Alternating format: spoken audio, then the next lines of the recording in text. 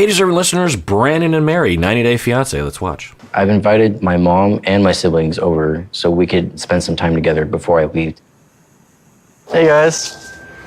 After my mom lost custody of us when I was 15, I didn't really see or talk to them for a few years because I had to go live with my dad in another state. Okay, so he said that he didn't really talk with his siblings and mom. Let's rewind that. Or did he say he actually didn't talk to them for 3 years? Custody of us when I was 15. I didn't really see or talk to them. Right, so he's saying I didn't really see or talk to them.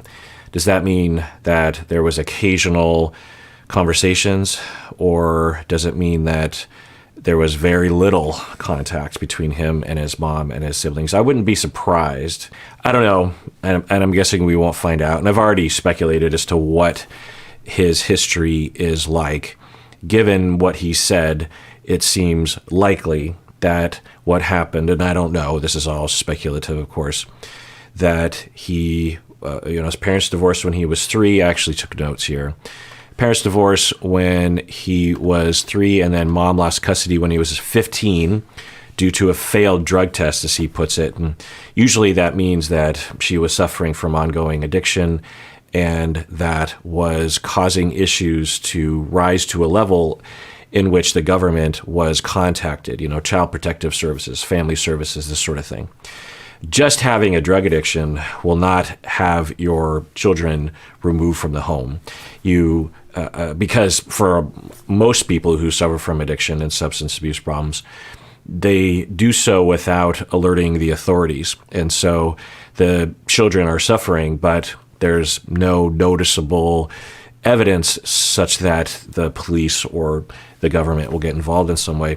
So for the government to get involved, one, it would have to be noticeable. Now, it could be noticeable. I mean, he could have called CPS himself or a family member or something, so it might not have been very noticeable for a report to be made. But in order for children to be removed from the home, typically, not always, but very typically, there have to be a lot of problems, and they have to be repetitive over time. I've talked about this before, but the notion that somehow the first time CPS is called on you, they just take your kids away is false. Does that happen 1 out of every 100,000 times? I'm guessing yes, but it doesn't usually happen. In fact, usually the government is too slow to act. That's my experience. Not because they're bad people, the who work for the government, Child Protective Services. I mean, some are. I've heard anecdotes of people. But because they have laws they have to follow, they are constantly having to justify their actions. They're concerned about the family. They want to keep it intact if they can, and they don't have the money to fund a lot of actions, because whenever they take kids out of the home, they have to pay for them to be housed somewhere, unless there's a relative right next door or nearby, which isn't usually the case. But anyway, so I'm guessing that the mom had repetitive addiction issues spanning several years, maybe even his entire childhood, as a result from her own traumas and maybe modeling from her own parents suffering from addiction. And then he was suffering throughout his whole life, being the oldest child among 3. We can imagine some complications there. Often the oldest child is carrying most of the burden. So he was experiencing that, and then the children are removed from the home when he's 15, and probably because the government had intervened a number of times, and the only reason why she was even taking a drug test to begin with was probably because there was a number of interventions by the government, and then there was one last straw, and then they took all the kids out of the house. Probably that's what happened. I don't know if that's what happened. The 2 younger siblings went to live in a foster home together, and then Brandan went to live with his dad. And for all the kids, they're going to suffer. There's really no best answer there, because Brandan then reports that his dad was demanding and hostile for 3 years, and then Brandan just left. I don't know if it was some arrangement that he had with his dad, or he just ran away. That's not uncommon. It sounded like he ran away because he's living in he's couch surfing essentially, sleeping in his car, homeless. So usually that's not the agreement that you have with your parent. So, and I don't know if he was a minor at the time or not. Well, I guess 3 years past 15. So yeah, he could have been 18. So it could have been that situation where he's just like, look, I'm 18. I don't need to deal with this shit anymore. I'm out of here. It sounds like maybe that was the case. And then that's his history. So now his bio mom is, his mom is coming to the video call with Mary. And this is the mom that struggled. Now, we don't know the situation. She could have been a very loving mom throughout that whole time and struggled from a substance abuse problem. She could have been treated very unfairly by the government because of one failed drug test. It's not typically the case. Or there could be ongoing issues. The mom might still be struggling with addiction. Who knows? But so I'm just rambling, but let's watch. For a few years because I had to go live with my dad in another state. Oh, I was leading up to this point that he's making, that when he left, at the very least, it wouldn't be unusual for him to lose significant communication levels with his mom and his siblings, who he probably was very, very close to. It could go a lot of different ways, but from the sound of it, maybe, who knows, that he was very bonded, maybe particularly with his sister, in opposition to the mom's issues or in solidarity. A lot of kids who go through neglect will, it can go either way is the thing. They can either band together and become very dependent on each other. That can usually be helpful for both people, or they can just fight because they have a lot of anger and they're also trying to compete for their parents' attention and attunement. And then he, either way, is very suddenly ripped away from that. He's with his dad, who he hasn't seen since he was 3. It sounded like his dad wasn't really in contact with him throughout his life very much, if at all. And not a lot of people remember things pre-3 years old, and even if he did, it would be very limited. So imagine living with a stranger. I'm guessing some of you have even experienced stuff like that as children. And that's another trauma that he's been through. And it's just one of the things that breaks my heart as a therapist that worked with families going through this sort of thing. The government would actually hire me to work with families in situations like this for a number of years. I would go into the home and da-da-da. And there's no easy answer. We could leave him with the mom and he could suffer in those ways. Or we could put him in foster care. God knows what's going to happen there. Usually it's fine, but it's not very warm there. It can be bad there, not only the foster parents, but the other foster kids. Often they're going to a new school, they're in a neighborhood. It's very terrifying. I mean, just moving to another house of strangers would be hard. Or we place him with his dad, who is kind of an unknown quantity. Hopefully he's not a bad father. Turns out he seemingly was. So Brandon loses no matter what happens, is the thing. And it's heartbreaking. So he goes to live with his dad, and he's completely separated from all the people that he loves and knows. Yeah, it's pretty rough. Good, how are you? Yeah. But when I turned 22, I came back up to Oregon and we found a way to have a good relationship again. How you doing? Good, how are you? Okay, so that's interesting. He says at 22, he's 23 now, and he has been with Mary for 2 years online. They haven't met in person yet, right? If I remember right. And I don't know why I'm just drilling down on this. We're just getting a rare a moment on 90 Day Fiancé where we're actually getting some background.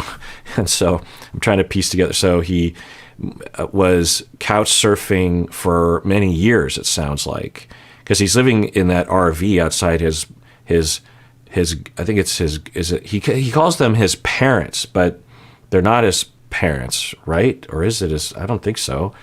I lost the thread on that one. His godparents, I think it is. I need to change my notes there. Godparents.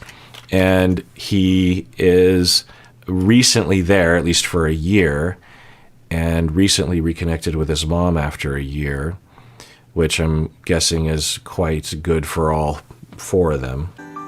My mom decided to go to rehab, and she's been clean for about a year now. So I'm very proud of her, really. Okay. So I believe him on that. A year of sobriety. Now, just a little side note on sobriety. Often in our current cultural landscape, that's the way people will talk about it is they go to rehab, like an inpatient facility for a month, they come out, and then they're clean. That is very atypical to the path of abstinence and recovery. The very frequent path to abstinence and recovery has to do with ongoing groups, whether it's some sort of 12-step group or some other sort of group. Essentially, to attain sobriety, you need really daily, if not multiple times during each day, support and reminders and boosters, if you will. You need this constant reminder and this connection to people who don't use, because when people who suffer from addiction will be bored, or they slip back into old ways of thinking, or just habits start to gnaw at them, or they have a bad day, or they travel for work and that is associated with use for them, or whatever. There's just a whole number. When you use all the time, then everything is associated with substance use. You go to bed at night and you have to have a bong hit, or you have a cup of coffee and you have to smoke a cigarette, or you're socializing and you have to have alcohol, or you are stressed out at work, so you have to shoot up heroin, or you are needing to do well at work, so you snort some cocaine. There's just a wide variety of things. And I'm being kind of specific with that sort of thing, but to be even more specific, or to be more general, depending on how you look at it, for cigarette, I'll just say for myself, I was addicted to cigarettes from the time I was 19 until I was 29. And I smoked, 1 or 2 packs a day. I'm 52 now. I haven't smoked a cigarette since 29, which is, I didn't think I'd ever achieve sobriety from cigarettes back then, because it was so hard to quit. And I was a therapist by that point, by the way. But what I will say is that for me, when I was quitting, everything was associated with cigarettes, whether it was coffee or sleeping or waking up or getting in my car or eating or having a conversation or hanging out with friends or having a beer or walking down the street or listening to music or being stressed out. I mean, everything, because everything had already been mapped onto that substance, right? It just became a part of life. So in order to become sober, you have to have minute by minute, potentially, reminders from going to a 12-step group, or reminding yourself to remind yourself, or having a sponsor, or having family members who are there. It's not typical that you go to 30 days of inpatient and then you're good. That's almost never the case. Sometimes you go to 30 days of inpatient and then you have ongoing group work and sponsor work and that kind of stuff. But honestly, if someone asked me what they should do, whether they should go to rehab inpatient or not, depending on the situation. And of course, I have recommended things, because as a therapist, and I've specialized in addictions, I typically won't recommend that. One, because it's too expensive and you have to take work off. So it's very, very prohibitive in that way. And it's just 1 month. The road of recovery is the rest of your life. And 1 month of intense treatment and sobriety time. Plus, to be sober at an inpatient facility is very easy, because everyone's sober and you can't get substances often. At least it's harder. But the real work begins when you're back in the real world, right? When you're at your 6-month point, your 12-month point, your 18-month point. Anyway, so we're hearing that the mom went to inpatient, but sometimes people, when they say rehab, they mean outpatient treatment. That's intensive outpatient. But it sounds like she went into a facility, but hopefully she is getting the help that she needs. But I will watch to see if we hear anything. Mary's listening in, but she usually keeps herself muted whenever she wants to not chime in. I thought it was 2 pizzas, but apparently it's 3 right now. It's probably because my family and Mary don't get along, and she doesn't want to fight. Here's some plates. Okay, so we're learning that the family and Mary already know each other, which makes sense if Brandon's on video call with her 24/7, and if they've ever been together. then she is a presence in their lives now, which is interesting. It's interesting, right? Because if Mary were there, for me, if I were the mom and Mary was just sitting there, then that would have its own level of comfort or discomfort. But to have someone on a tripod, for some reason, that makes me 10 times more uncomfortable.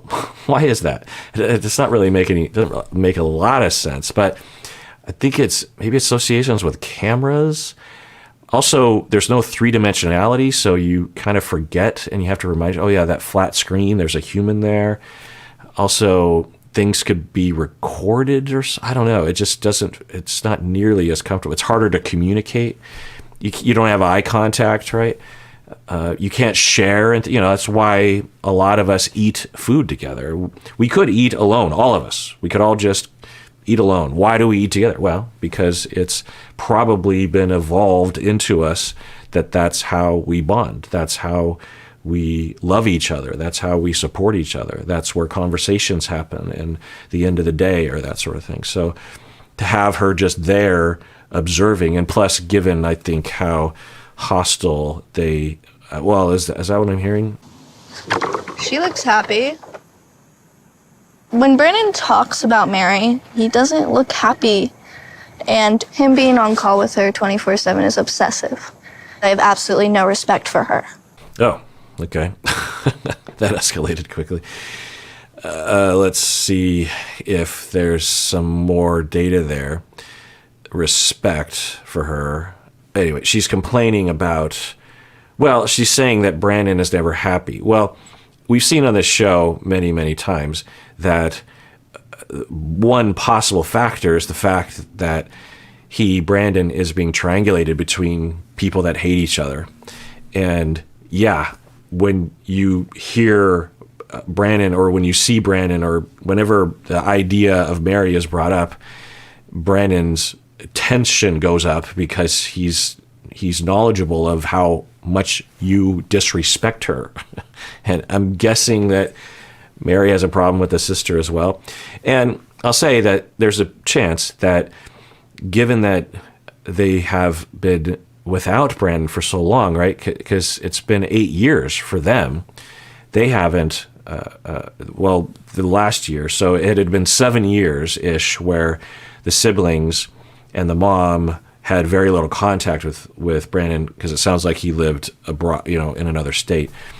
And so for her and so I'll talk about systems theory. Systems theory is complicated, but one of the perhaps more easier things to understand is that when human systems, groups of people form a system, they will have routines that they will develop over time. Sort of like with my family, we have this text chain where whenever it's someone's birthday, we have a whole happy birthday kind of routine. And there's certain people that always will make sure that they say certain things or say something. And there are certain people in the family, this is extended family, it's 30 people-ish. They will not always say happy birthday to the person, and we don't expect them to. So normally what we say is, those the people who say happy birthday are the sort of people that will say happy birthday, and the people who don't say happy birthday are the sort of people who don't say happy birthday. And that could be partially true, but it's also likely that the group system has developed rules around who says happy birthday and who doesn't necessarily have to say happy birthday. For various different reasons. And some people just don't check their phone very often. But sometimes these roles are drawn by gender, in my experience, or age, or closeness with the birthday person. But for me, when I'm in certain groups, I might be, in one group, I might be very talkative. In another group, I might be very, very quiet. Am I a talkative person or am I a quiet person? Well, I have a personality and I have a tendency, but the group cohesion or the group rules and routines and pattern developed over time such that in that group I'm talkative. for example, in a group that I'm talkative in, then there might not be another talkative person, and someone has to be talkative. Someone has to keep the needle moving, as they say. And in another group, like I experienced last night with Umberto, if you know, and his brother, they're very, very talkative and have very, very loud voices. And they would absolutely attest to this and have been told this their whole life. They have very loud, very talkative faces. And I love them. You know, Umberto's my best friend, and by extension, his brother is a good friend. And in that group, I barely talk at all. I just sit there and listen.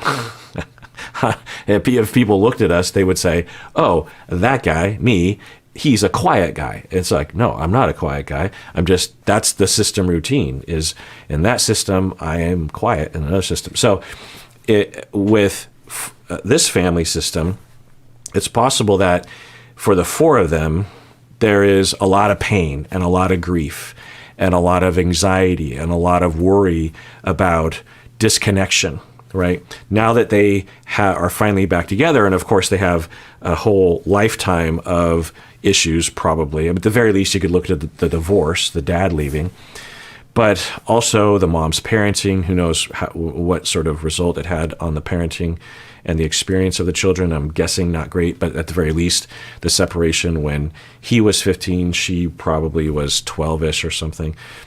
So that raises a lot of tension and a lot of worry, and that would happen anyway. I mean, even if they hadn't experienced any of those traumas, the worry of losing their brother or their son is going to be there. Not losing, but, you know, growing distance that would be anxiety provoking and would be painful. And so for the system, given that it wouldn't be hard to imagine that in the back and in the front of their mind, a lot of people, including Brandan, might be worried about what is happening with Mary. Is it a good choice? What am I sacrificing? What am I giving up? What could happen to me? Am I going to get my heart broken? What's happening? I don't know. And someone in the family has to stand up and voice the opposition to this, because Brandan isn't voicing that. Mary isn't. The mom probably, who knows, we'll see how she talks, but I'm going to take a guess and say the mom has a lot of issues regarding shame and just a lot of shame. I mean, all parents have a lot of shame. In my experience, particularly mothers. And if you're a mother that has been through what she's been through, and I'm guessing she might have been through a lot of relational traumas growing up anyway, I'm just going to say there's just this mountain of shame that she is very slowly dismantling as a part of her recovery, because addiction recovery is at least 50% shame dismantling, and it takes a long time.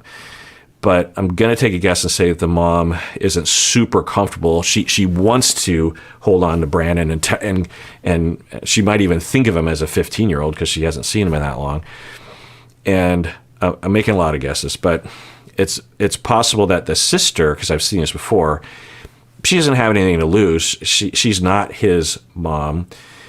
She's not Brandan's mom, and she probably doesn't feel shame and guilt about abandoning Brandan. If anything, she feels abandoned by Brandan, and she might have been bullied because of being in a foster home or had to protect herself. I'm making up a lot of stories. And so she did develop a little bit of a tendency to stand up for herself. She might have even developed that. So this is interesting. The system, because, you know, the system pre-kids being removed from the home, we probably would imagine that Brandan would be a passive oldest sibling, because he doesn't seem super, well, I don't know, maybe he is, but he seems at least at cruising speed more on the passive side.